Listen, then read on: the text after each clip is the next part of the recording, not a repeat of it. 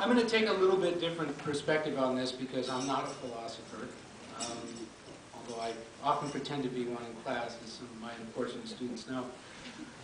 In terms of political science, we're more interested really in the implications of power. So I want to make a couple of distinctions. One of them is the status of corporations as persons, and that is essentially a legal definition.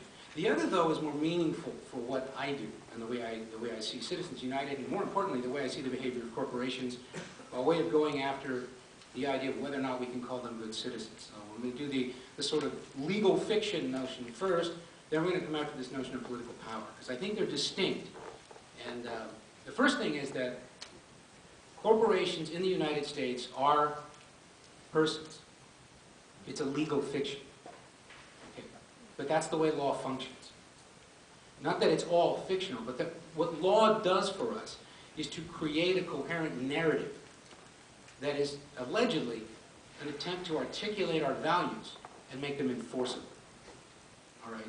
And for good or ill, what the Supreme Court has decided and continually upheld is the legal fiction that, at least in some circumstances, we should think about corporations the way we think about people, the way we think, paradoxically, about freed slaves or other disempowered people. There is no logical reason for it. There's no ethical imperative. There's no moral justification. But that's not law. Okay, law is that prevailing rule by which we're governed. Okay, and that's where it begins, and that's where it ends. Okay. One of the reasons why I think that's important, I'm going to suggest, and maybe I'm going to be a little bit out of the mainstream here a little bit, but God knows I've done that before.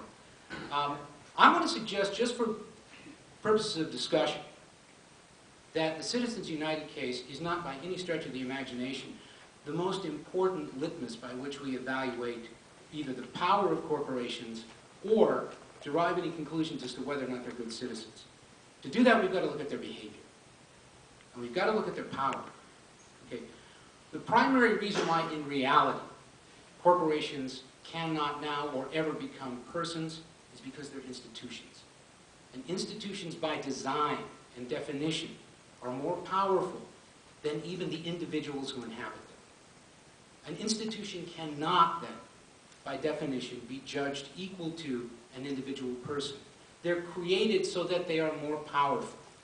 And corporations are the most powerful institutions this country has ever created, short of the military. Okay. So then we have to say, well, all right, what kind of real power do they have? It isn't just the power of money. Oddly enough, that does not disturb me nearly as much as the other kinds of power that corporations have and have exercised over American society since the Republic was founded.